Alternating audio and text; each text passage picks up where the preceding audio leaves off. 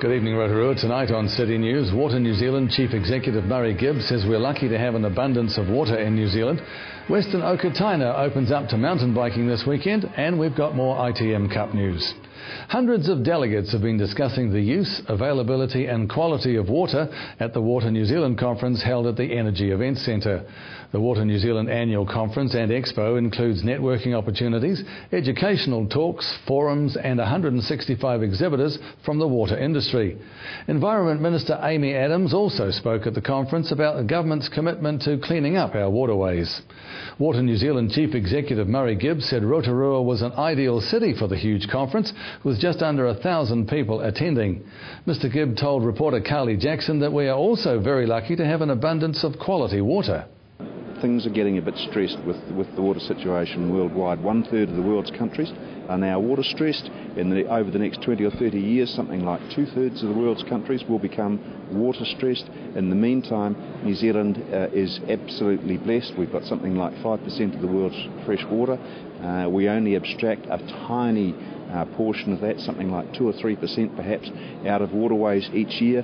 The figure across the rest of the world is over 60%, so we're not putting our system under anywhere near the pressure that we're putting the system under in other parts of the world. However, we are putting the system under pressure, and the number one environmental concern that people have in New Zealand is declining water quality. We've still got, by international standards, reasonably good quality water, but we have declining water quality as a result of intensification of land use, both in urban and rural situations. The Western Okataina Walkway will be open for dual use, both walking and mountain biking, from tomorrow onwards. The move to allow mountain biking by the Department of Conservation and the Local Okataina Scenic Reserves Board is to increase the amount of users and provides more fantastic opportunities for mountain biking within the Rotorua region.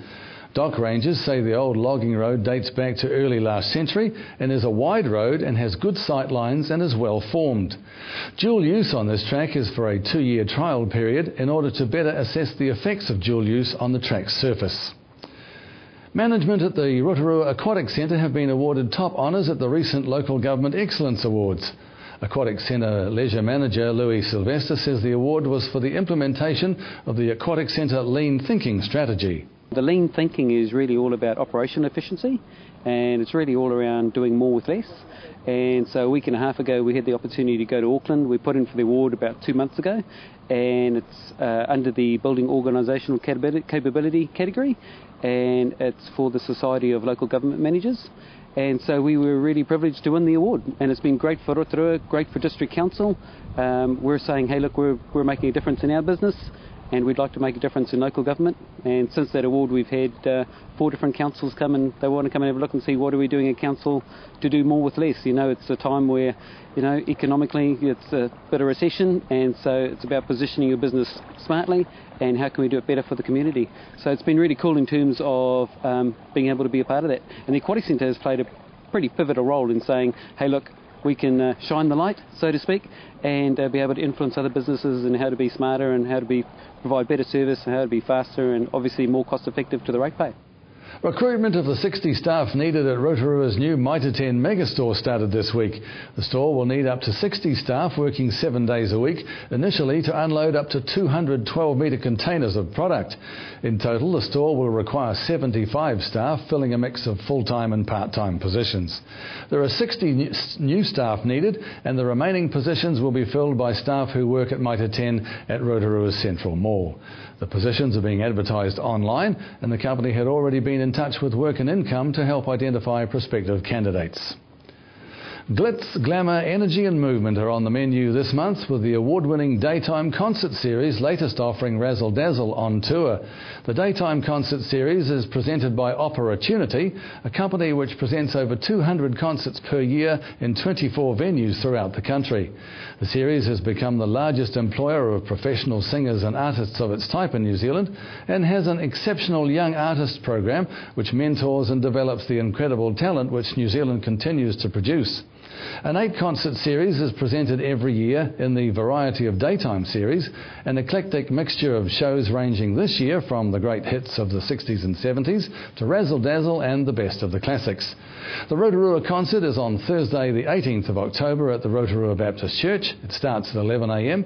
Tickets are $30 including lunch, with discounts for group and regular bookings. That sounds like a good one. And in sport tonight, Kaitoa Middle School is celebrating the success of the girls basketball team at the recent Ames Games. The team took first place in the basketball competition, beating teams from throughout New Zealand and 2 from Australia. Coach Andrew Mackay says they put a lot of work into training and fundraising for the Games. From my end of things, it was pretty rewarding after 2 years with the girls. I've got 2 little baby bots who are over on the far side who are just year 7 and brought into the team this year. They worked very hard and their reward was that they were in a team what won gold. My best reward was seeing a group of girls work so hard, dedicate their holidays, their fundraising to get themselves to Ames as we stayed over, and we had to fundraise and pay for it ourselves. In ITM Cup Rugby this weekend, the Bay of Plenty Steamers are playing at Bay Park, Mount Maunganui against Northland. The Bay Development Team also play their last Northern Region competition game this weekend, and they are arguably the most improved team in the competition and will again provide the entree to the Steamers game on Sunday afternoon. They will square up against North Harbour in the Steamers curtain raiser. Let's check out the weather now, Rotorua, brought to you by Trevor Robson Signs and Graphics Limited. Tonight, occasional showers, southeasterlies easing with a low of 12. Tomorrow for Saturday, a few showers, so not bad for the sporting day. Light winds, a high of 18 and a low of 8. The outlook for Sunday, fine weather, so that's good news. A westerly breeze, a high of 19 and a low of 8. And to the marine forecast for Lake Rotorua, Saturday, southeasterlies 10 knots developing during the morning, easing to variables to 5 knots in the afternoon, waves less than half a metre. Mainly fine, a few showers, possibly thundery in the afternoon with poor visibility. And of course, don't forget daylight saving for 2012 starts this weekend, so on Saturday night, before you go to bed, put your clocks forward 1 hour and we can look forward to a long, hopefully fine, hot summer.